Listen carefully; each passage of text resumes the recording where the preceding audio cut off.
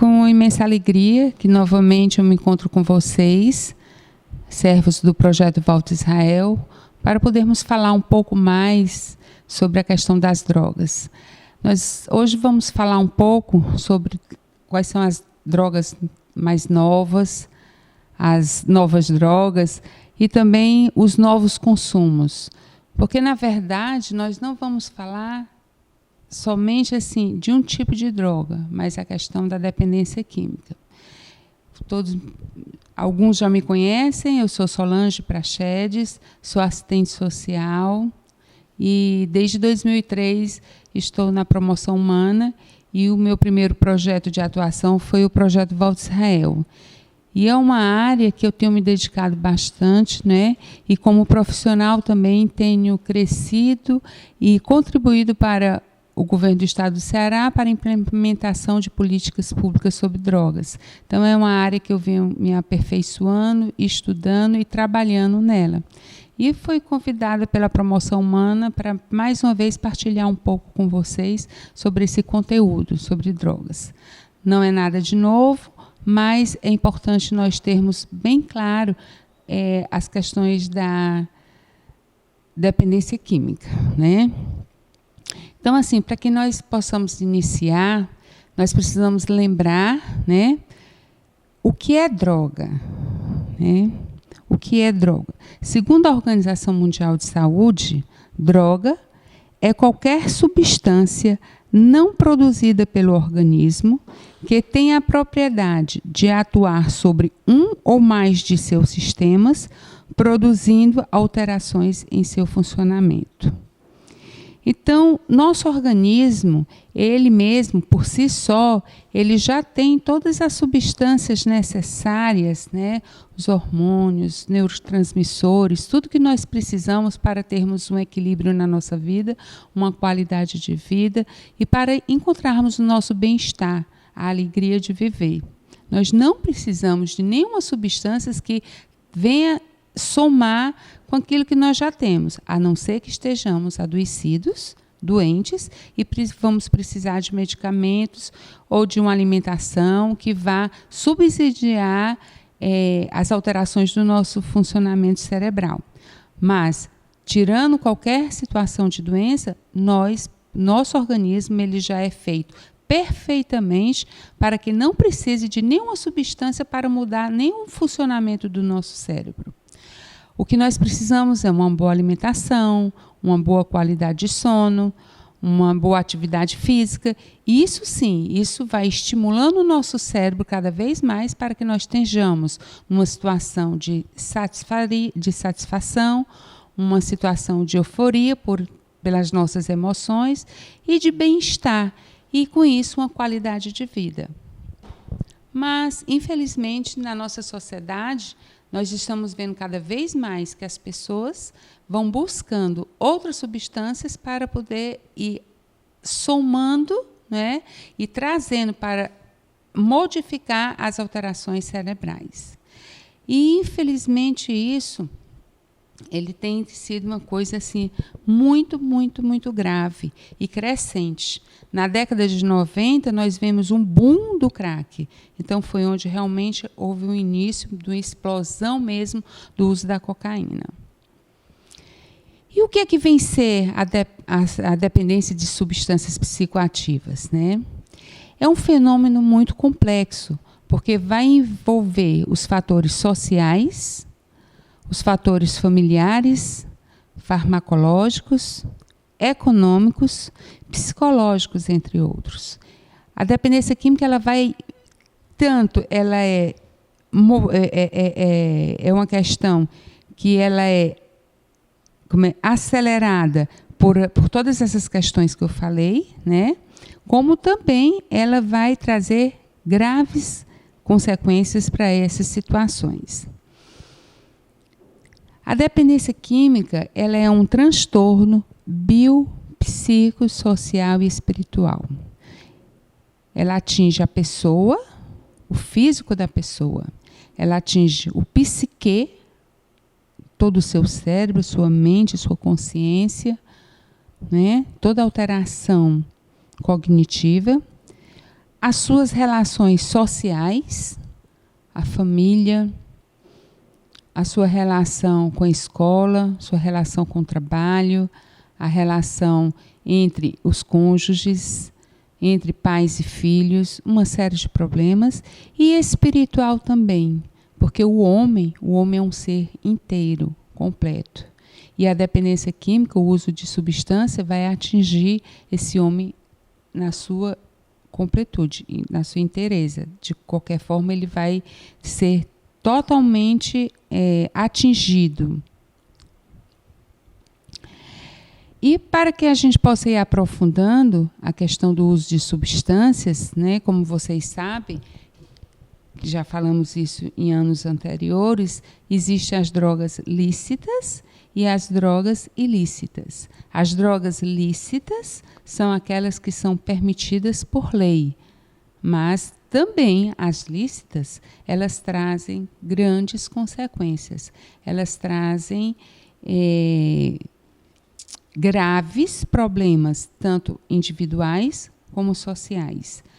Traz também graves problemas econômicos, porque ele vai crescendo os custos, né, com essa população, tanto para a questão dos tratamentos, como para as consequências desses usos. O uso do cigarro, que é um uso de uma droga lícita, ele tem aumentado muito o número de adoecimentos, de câncer, de problemas respiratórios, efezemas, de uma série de problemas fisiológicos clínicos. O álcool, a mesma forma. O álcool, ele, além de trazer danos físicos, ele vai trazer também danos sociais. O aumento da violência entre as pessoas e o aumento da violência do trânsito. E isso também traz como grandes consequências os gastos econômicos do país. Então, o uso de drogas, ele realmente é uma coisa que atinge as pessoas no seu núcleo menor e também no seu núcleo maior. E por que as pessoas usam álcool e outras drogas? Né? E existem vários fatores que podem influenciar, mas é importante a gente ver que é a capacidade que essas substâncias têm de produzir o prazer ou reduzir as sensações desagradáveis. Então, uma das coisas que nós estamos vendo é que acabou que o mito de dizer que droga é uma coisa ruim.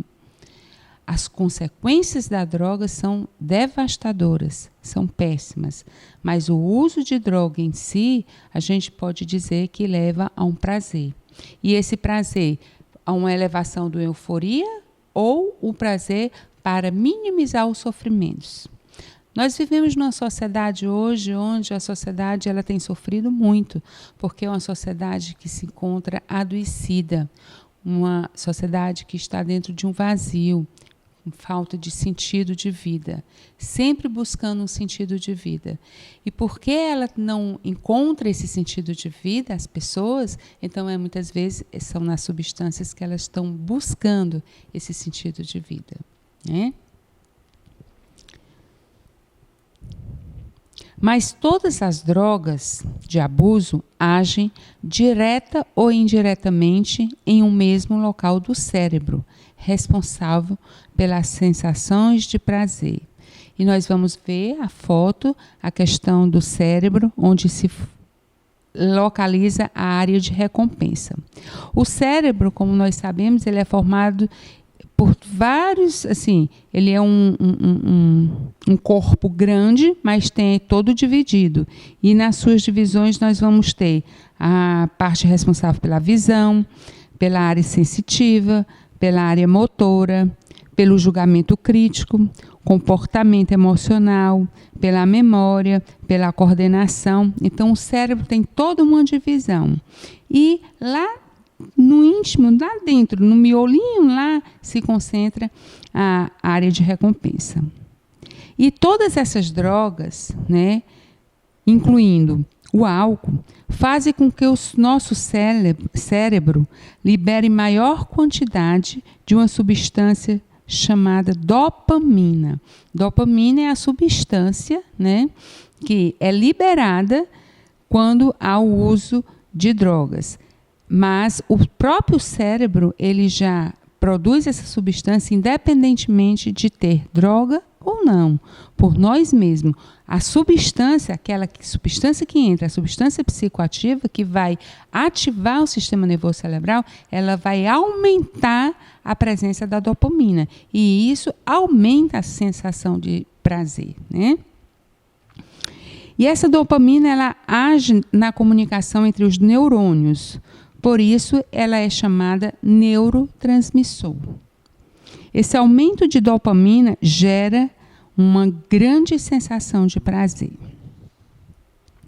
E essas substâncias, como nós estávamos falando, né, elas são alteradas por toda essa questão da substância psicoativa, mas, como eu falei, nós vamos ver agora também aqui no slide, ela atinge a pessoa em todas as suas áreas. E nós vamos ver na forma individual, porque a pessoa ela vai tendo os seus valores, as suas atitudes, ela tem a sua formação pessoal, e aí essa substância alterando o cérebro, consequentemente vai atingir essa área. Ela também tem a relação social, né, na vida dela de trabalho, de escola, as normas de relacionamentos que ela vai tendo no dia a dia, tudo isso vai sendo alterado. Altera a questão do sistema familiar, a sua vida cotidiana, a infraestrutura, os laços, os vínculos, porque os comportamentos começam a ser alterados, então a vida familiar toda também é alterada. Aí vem a questão da escola. Então, aqui nesse slide, vocês vão poder dar uma olhada como essas substâncias, como esse consumo altera todas essas questões ambientais, de sociedade, de escola, de família. E dentro desse aumento dessa dopamina, muitas vezes traz consequências graves, né? Para que a gente possa ir caminhando e entendendo, nós vamos entender que existem vários tipos de drogas. E que essas drogas, elas agem de forma diferente no sistema nervoso central. Existem as drogas depressoras, as drogas estimulantes, as drogas perturbadoras, né? E nós vamos falar um pouquinho de cada uma. As depressoras, elas vão tornar mais lento o funcionamento do sistema nervoso central, podendo causar sonolência. E por causa disso, algumas dessas substâncias também são chamadas de sedativas ou hipnóticas. Elas vão deprimir, ela vai deixar o sistema nervoso central mais lento. Muitas delas são os benzodiazepínicos e os opiáceos. O álcool também, como muitos pensam que ele é estimulante do sistema nervoso central, ele é depressor, né? E ele atinge de forma muito assim acentuada o cérebro na questão do córtex pré-frontal. E aí é lá nesse córtex onde existe existe o equilíbrio, né, da pessoa, a razão, a sua consciência, até onde eu posso ir e não posso ir. E é lá que o álcool atinge e faz com que a pessoa vá diminuindo a capacidade de raciocínio dela e vai liberando os seus comportamentos. Daí também que a gente vê que o álcool é uma das drogas mais graves, com elevado índice de violência, porque ela atinge exatamente a área do córtex pré-frontal. E nós vamos à medida que a gente vai falando, eu vou falando, vou repetindo, vou mostrando as fotografias para que vocês possam entender melhor. As drogas estimulantes, aquelas que aceleram o funcionamento do sistema nervoso central, provocando agitação, excitação, insônia, entre outros efeitos. O exemplo dessas drogas é a cocaína, que é o crack, as anfetaminas, nicotina, né? Então, são substâncias que estimulam, que potencializam, que faz aumentar o número de dopamina num número tão elevado que deixa a pessoa nesse alerta de euforia. E as drogas perturbadoras, aquelas que produzem alterações no funcionamento, mas trazem como efeitos delírios, alucinações e alterações na capacidade de discriminar corretamente o tempo. A pessoa sob o efeito acha que o tempo passou rápido ou devagar demais. Essas drogas, elas são chamadas de alucinógenas ou psicodélicas. E o exemplo dessas drogas? A maconha, né? O êxtase, que é o MDMA, que são as anfetaminas, LSD, o ayahuasca, que é o chá do Santo Daime, e os anticolinérgicos, né, que são os cogumelos. Então, são muitos tipos de drogas e que cada substância dessa, ela altera o cérebro de uma forma diferenciada, trazendo comportamentos diferenciados. E o uso de drogas, né? Como é que se dá um uso de drogas? As doses, elas variam de acordo com cada usuário, que procura obter um efeito agudo da substância relacionado ao seu bem-estar. Então, se eu sou uma pessoa depressiva, eu vou querer fazer com que meu cérebro potencialize e venha uma estimulação. Então, eu vou usar uma droga que me estimule. Se eu já sou uma pessoa mais assim, agitada, muitas vezes eu vou buscar uma droga que vai me trazer uma letargia, uma questão do equilíbrio maior. E também, junto ao uso de drogas, né, é importante nós trazermos essa informação que existem muitas doenças psiquiátricas que estão associadas. E é por isso que as pessoas vão buscando aquela sensação de prazer de acordo com sua necessidade também.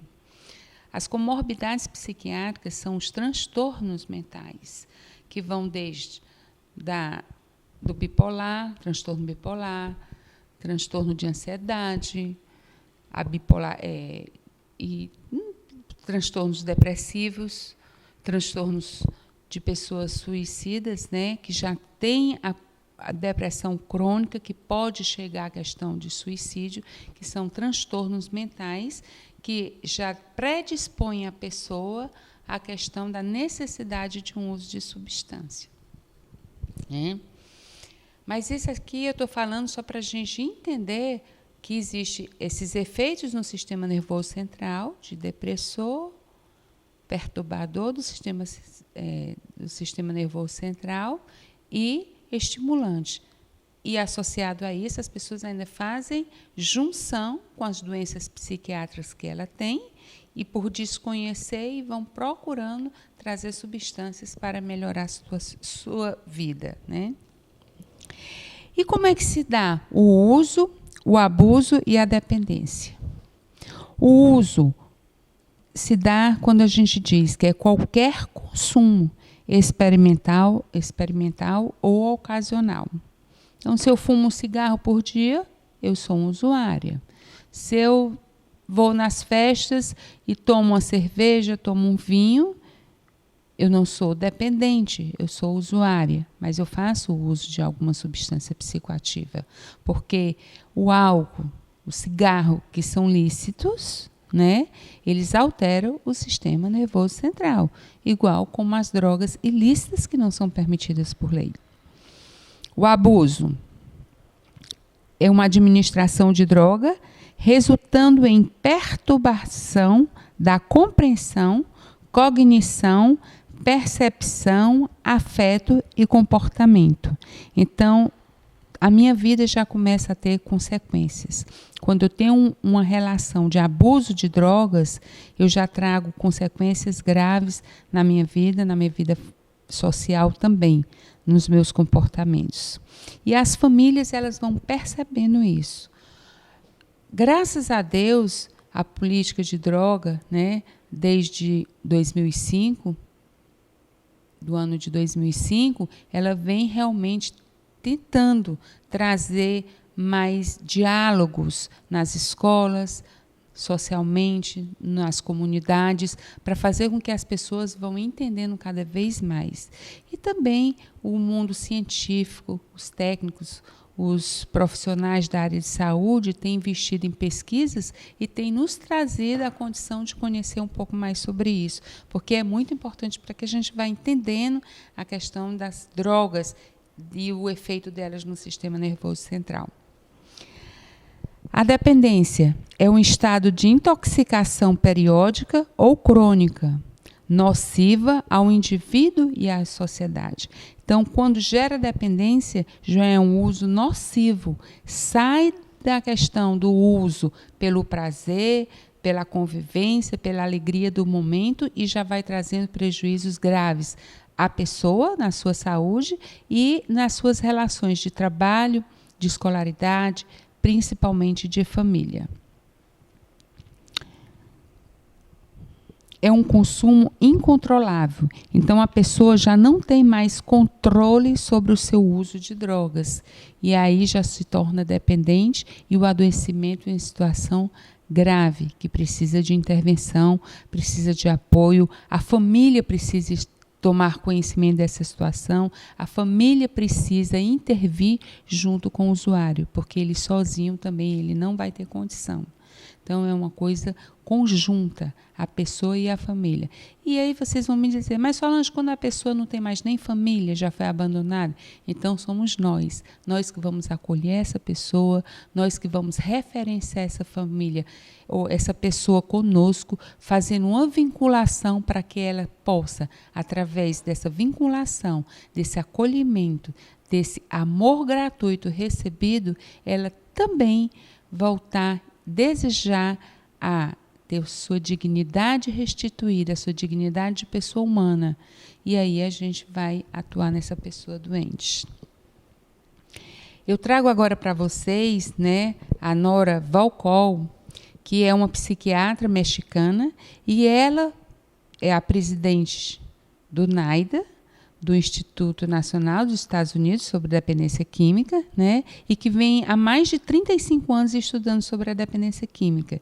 E ela vem nos dizer que a dependência química é uma doença crônica do cérebro, no qual o uso continuado de substâncias psicoativas provoca mudanças na estrutura e no funcionamento deste órgão.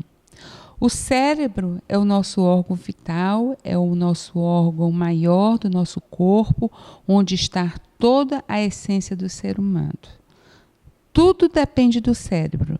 Então, se eu vou permitir uma intoxicação deste órgão maior, que é o cérebro, eu vou também ter que saber que esse órgão ele vai alterando o seu funcionamento, a sua estrutura e a sua forma. E uma coisa importante também de vocês saberem é a questão da maturação do cérebro. O cérebro, né, a criança nasce, ela está lá, o cérebro está ali, mas ele não tem a sua maturidade, a sua formação. Ele só vai chegar à sua maturidade completa entre 21 e 25 anos de idade. Então, as crianças, os adolescentes, os jovens, eles são pessoas que não têm ainda um cérebro totalmente pronto, amadurecido. Só após 21 e 25 anos é que esse cérebro vai estar amadurecido. Agora, você imagina essas substâncias entrando nesse cérebro e modificando, alterando as suas funções, alterando a sua forma, como nós temos graves problemas por conta disso. Então, quanto mais cedo essas substâncias vão entrando no cérebro, mais danos vão causando. Se uma pessoa vai começar a usar alguma substância lícita ou ilícita aos 10 anos de idade, aos 25, quando o cérebro está chegando à sua maturidade, ele já tem 15 anos de comprometimento com essa substância que foi entrando nesse cérebro. Então, assim, é muito grave, né? A gente precisa estar atento, precisa ajudar a sociedade a entender que nós não podemos permitir que crianças, adolescentes e jovens façam uso, principalmente o uso abusivo de substâncias, porque, com certeza, essas pessoas se tornarão dependentes e trarão graves consequências. E muitas vezes são irrecuperáveis, né? Os graves problemas que as drogas dão no cérebro deixam o cérebro de uma forma irrecuperável. Mas vamos lá, porque o negócio que a gente vai falar são a questão das novas drogas, né? Drogas novas drogas, vamos saber como é isso. Mas o que eu vou dizer para vocês que são nomes, novos nomes. Porque quando eu falo de pasta, de pó, de crack, de merla, de ox, de pitilo mesclado, eu estou falando vários nomes, mas na realidade é a mesma substância. É a substância de cocaína.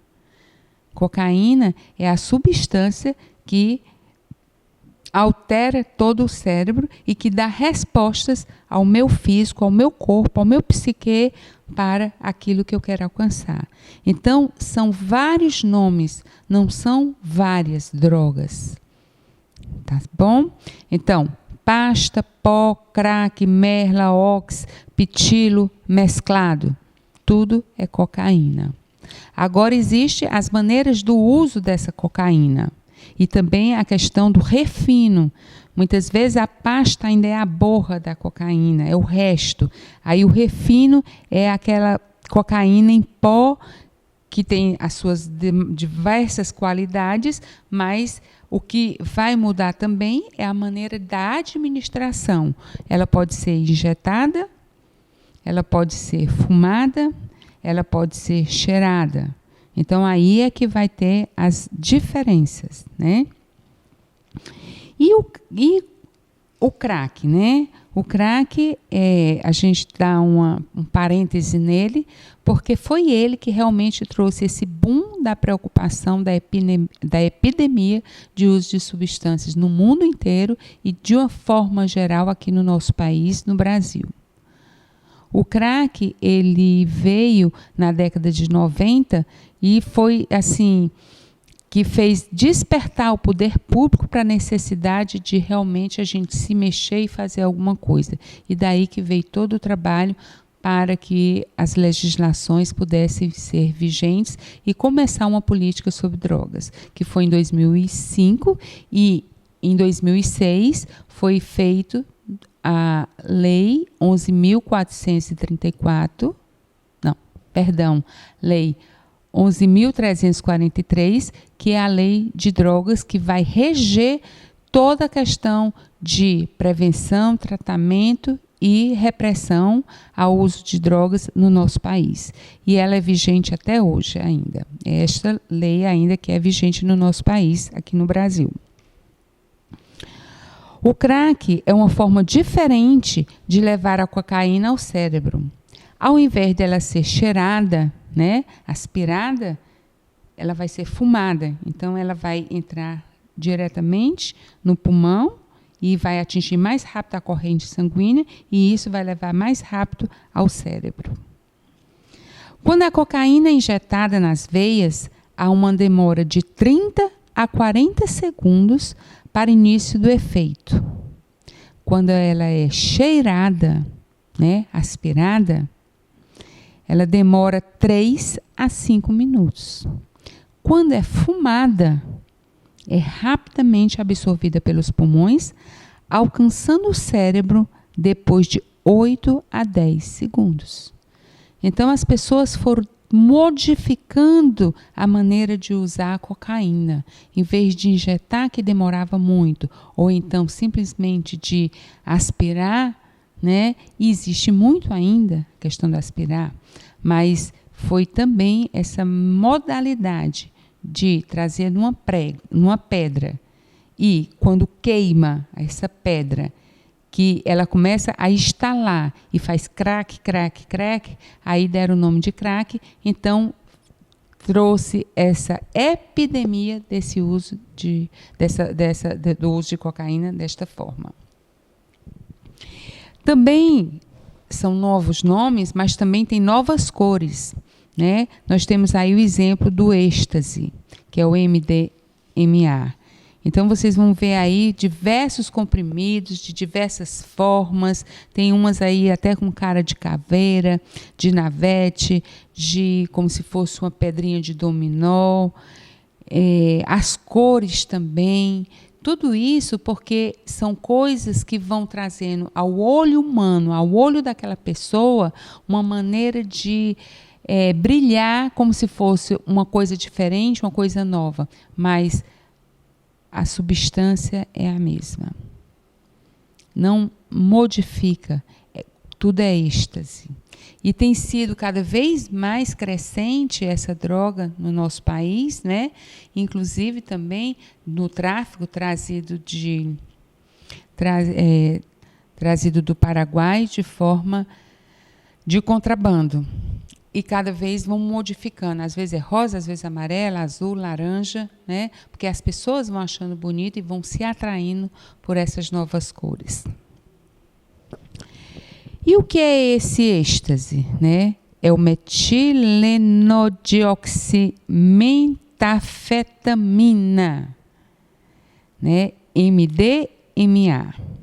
É uma substância com efeitos mistos, tanto estimulantes como perturbadores, sendo usada de forma de comprimidos, conhecido popularmente como êxtase.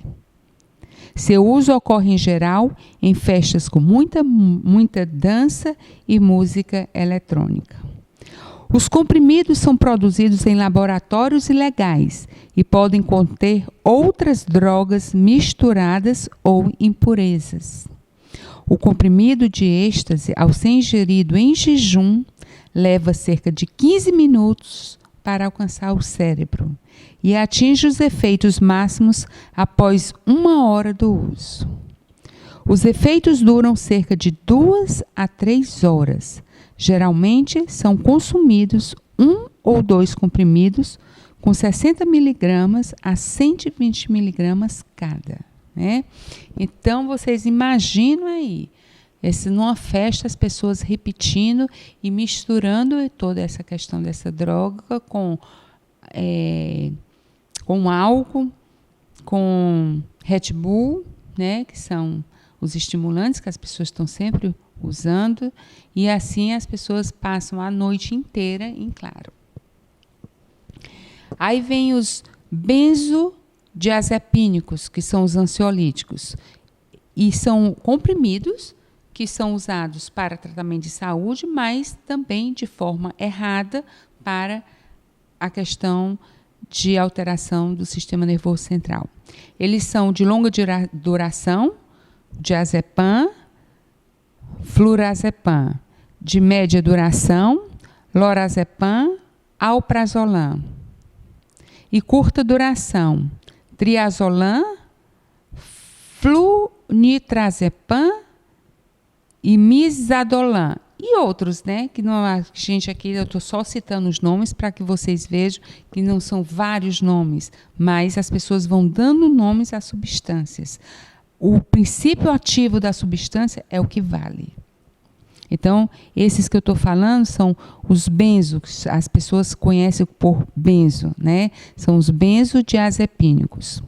Tem os solventes inalantes, né? Que são as colas, principalmente as de sapateiro, produtos de limpeza, que contém muito nitritos, né? Que é limpador de couro, líquidos para carro. Lança-perfume, que é o cloreto de etila. Os combustíveis, gasolina, gás, os removedores em geral, né? Produtos de beleza, spray para cabelo, acetona, removedor de esmalte, tudo isso as pessoas costumam usar como inalante. E produtos de papelaria, aquele corretivo líquido branquinho, inclusive aquilo as pessoas estão usando também, por isso que agora eles estão vindo tão aguados, né? A gente vai usar, às vezes nem serve. Os opiáceos são outras drogas. Os opiáceos são drogas com grande importância na medicina, né? Porque foi a partir dos ópios que começaram as investigações para muitos medicamentos. Porque eles têm um poder analgésico. Entretanto, também são usados como drogas de abuso e sua dependência pode se instalar rapidamente. O ópio, substância natural obtida de uma flor chamada papoula, pode ser fumado, sendo esse hábito muito difundido no Oriente, principalmente em séculos passados. A partir do ópio, obtém-se a morfina, um potente analgésico, e a codeína, potente inibidor da tosse. Por isso que foi proibido também, muitas vezes, os xaropes de tosse, porque aqueles xaropes muito antigos que se tomava demais, o princípio ativo deles era a codeína e gerava dependência. E a morfina até hoje é muito utilizado, principalmente para pacientes de câncer, pacientes terminais, de muito sofrimento, de muita dor e muitas outras situações que nós temos no nosso dia a dia que precisamos. E quando é preciso, a gente utiliza o medicamento sob orientação médica. Agora, o uso desordenado é que é muito prejudicial. E mesmo sendo um uso com a permissão médica, mas se ele não for controlado, pode causar dependência. Então, nós precisamos estar atentos a todas essas questões. E as drogas estimulantes, né? Que são a cocaína, que eu já falei um pouco, anfetaminas e a nicotina. Vamos falar um pouco agora das drogas perturbadoras ou alucinógenas. A maconha, o êxtase, como eu disse, ela é estimulante, mas também é perturbadora. O LSD, a ketamina, a ayahuasca, que é o chá, né, feito nos rituais religiosos, que é o Santo Daime, e alguns cogumelos. A intensidade dos efeitos ele varia muito entre as drogas e entre esses grupos. Por exemplo, o LSD, dietilamida do ácido lisérgico, né? O LSD ele vem muitas vezes num papelotezinho, numa coisa pequenininha, um selo que a pessoa põe na língua. Então esse é bastante assim estimulante, perturbador da alucinação. A pessoa faz aquelas viagens todas, delírios e também de grande dependência. O LSD é considerado a mais potente droga alucinógena. É um líquido claro, usado em gotas ou selinhos, com figuras e desenhos, pedaços de papel impregnado com LSD. O LSD é rapidamente absorvido pela boca. Os efeitos surgem em cerca de 30 minutos e podem durar de 6 a 8 horas. Os efeitos dependem muito da situação de uso, das características da pessoa que usa e do estado de humor em que se encontra. Os usuários chamam de boa viagem quando têm alucinações coloridas, com visões de objetos que se movem e de figuras engraçadas. E de má viagem se as alucinações ou delírios são tristes ou dão medo. Então, assim, a boa viagem é quando o delírio é muito bom, muito agradável. E a má viagem quando realmente eles entram em pânico. Muitas vezes eu já atendi pacientes que eles realmente eles entraram num processo de alucinação tão grande que eles estavam em pânico, porque frequentemente eram grandes aranhas, era como se fossem eles sendo engolidos por algum bicho. Eles diziam que no quarto deles era aquela assim, cheio de inseto, de cobra, de peçonhentos. Então, assim, eles dão essas realmente umas alucinações e eles chamam de má viagem, né? Outro outro perturbador do sistema nervoso central é a famosa maconha e o êxtase. E eles produzem efeitos mais fracos, exceto se for em altas doses.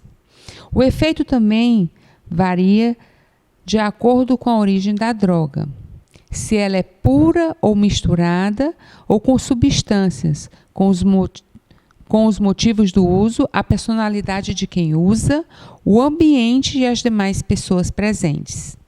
Em função dessas características, várias plantas com efeitos alucinógenos têm sido utilizados ao longo da história em contexto de rituais religiosos, de cura e de feitiçaria. Né? A maconha é o nome popular dado no Brasil para a planta cannabis sativa. Nós estamos vivendo um momento também, agora aqui no Brasil, a questão da legalização da droga, da cannabis. Mas uma coisa é certa, dita por psiquiatras: a cannabis não vai trazer nada. O canabiol, que é uma das substâncias, das milhões de substâncias que tem na maconha, é que realmente ela pode ser utilizada para tratamento. Não seria necessário, né, uma legalização, um plantio desordenado para que a gente tivesse isso, porque a própria Anvisa libera a importação, todo o trabalho que é feito para usar o canabiol para tratamento clínico de pessoas que precisam desta substância canabiol. Mas a cannabis, por si só, que é a maconha, não tem necessidade dessa divergência, dessas coisas todas que estão falando. Não é bem isso, né? E essa planta, a cannabis sativa, ela é usada há mais de 12 mil anos, com finalidade medicinal para fazer tecidos e, mais recentemente, para obtenção de prazer. As flores e folhas de cannabis produzem mais de 60 substâncias chamadas de canabinoides, entre as quais o tetrahidrocanabiol, o THC, que é a principal substância responsável pelos efeitos no sistema nervoso central. Então, o tetrahidrocanabiol, THC, é que é o princípio ativo da maconha e é ele que é responsável pelas alterações no sistema nervoso central. O skunk é uma variedade de maconha mais forte, que possui maior concentração de THC. O haxixe é a droga extraída da resina da planta, geralmente com maior teor de THC. Então, da maconha, a gente vê o skunk, haxixe, né? Que são os outros nomes que são utilizados, mas todos com o princípio ativo do THC, tetrahidrocanabiol. É importante a gente também saber que esse aumento de concentração do tetrahidrocanabiol tem sido geneticamente manipulado. E então, na década, nos anos de 1980, era somente 2% de THC. A última pesquisa foi feita em 2008 esse THC já estava com um princípio ativo de 8,8%. Então, a gente vai vendo que o princípio ativo é o mesmo, a droga é a mesma, modifica os nomes, mas existe também uma manipulação para aumentar a questão mesmo do THC, que aí é onde vai ter toda a alteração do sistema nervoso central. Então, são essas alterações que acontecem. Um baseado, que é o cigarro de maconha, né? Ele tem cerca de 0,5 gramas a 1 grama de erva e contém 4,5% de THC. Quando ele é fumado, o efeito se inicia rapidamente e atinge o máximo em cerca de 30 minutos. E aí os efeitos começam. A pessoa começa a dar risada, a pessoa começa a ficar assim meio anestesiada, a pessoa fica abobalhada. Eu fico dizendo para os adolescentes, né? Porque eles mesmo, às vezes, na hora do atendimento, eles estão lá dando gargalhada, estão rindo, achando graça de ninguém sabe de quê. Mas eu digo, vocês ficam tudo abestalhados, né? E a redução dos efeitos ocorre após 45 a 1 hora, 45 minutos a 1 hora de uso. Agora, é importante também a gente saber que, no Brasil, 2,5% da população adulta usou cannabis nos últimos 12 meses. Então, é uma droga que vem crescendo o uso aqui. Ao invés de diminuir, nós estamos vendo um crescimento deste uso. Eu vou trazer alguns dados aqui, nós estamos finalizando, e eu trouxe aqui uma pesquisa Nacional de Saúde Escolar, PENSE, que foi divulgado pelo IBGE no ano passado, em 2016. E essa pesquisa ela é referente a um ano de uma comparação que foi feita no ano de 2015, com alunos concludentes do 9º ano, e a maioria tinha 13 a 15 anos. E as escolas foram escolas públicas e privadas, né? E os resultados mostram que o percentual de jovens que já experimentaram bebidas alcoólicas subiu 50,3% de 2012 para 55,% em 2015. Então, os nossos jovens, né, apesar do conhecimento, das falas, das orientações, da presença dos pais conversando sobre o uso de drogas, tem aumentado. A taxa dos que usaram drogas ilícitas aumentou 7,3% para 9% no mesmo período. E a gente tem que ter muito cuidado, porque é na adolescência que os hábitos são levados para a vida adulta. São a questão das famílias, né? Então, as nossas famílias, como estão as nossas famílias, como está a nossa vivência, o nosso comportamento, como é que a gente pode ajudar essas famílias que estão dessa forma. No Brasil, 72% dos óbitos são provocados por doenças crônicas e elas são diretamente relacionadas a hábitos não saudáveis. Então, como a gente falou no início, a dependência química é uma doença crônica, mas também é um hábito não saudável. E nós temos muitas coisas saudáveis para termos uma saúde e uma qualidade de vida. E o tratamento da dependência química perpassa em uma mudança no estilo de vida, uma qualidade de vida e mudanças de hábitos. Então, a gente precisa entender que nós precisamos ter hábitos saudáveis, uma vida saudável, para o equilíbrio biopsicossocial e espiritual. E aí entra a dimensão também espiritual. Nesse estudo realizado, né, no ensino fundamental, nós temos alguns números. Consumir bebida alcoólica nos últimos 30 dias, de 2012 para 2015, era 7,3% e, em 2015, 9% de jovens. Experimentaram bebidas alcoólicas. Em 2012, somente 2,5%. Em 2015, 4,1%. Fumaram cigarro nos últimos 30 dias. Em 2012, 26,1%. Aqui houve uma queda em 2015, 23,8%. E aqui a gente tem que dar graças a Deus à nossa campanha do Ministério da Saúde contra o tabagismo. E eu estou finalizando. Fumaram maconha nos últimos 30 dias, 2012, 19,6%. Em 2015, 18,4%. Já experimentaram drogas ilícitas em 2012, 5,1%. Em 2015, 5,6%. Um aumento.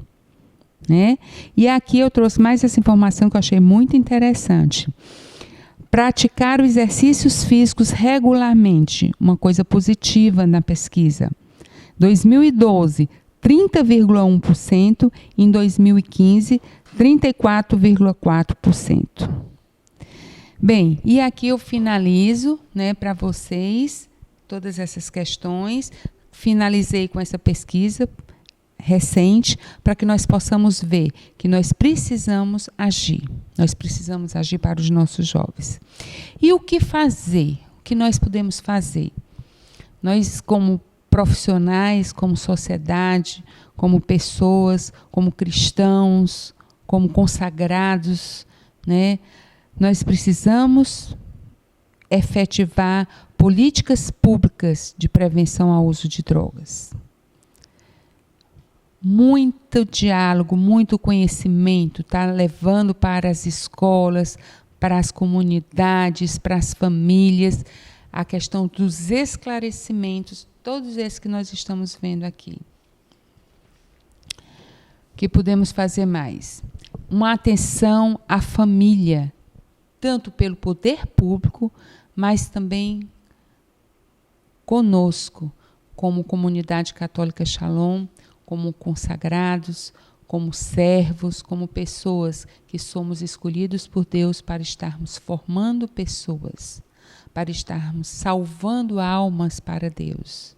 Então, assim, antes que as pessoas entrem no uso, abuso e a dependência de drogas, que nós possamos estar junto a estas famílias. Evangelização dos jovens, urgente, urgente.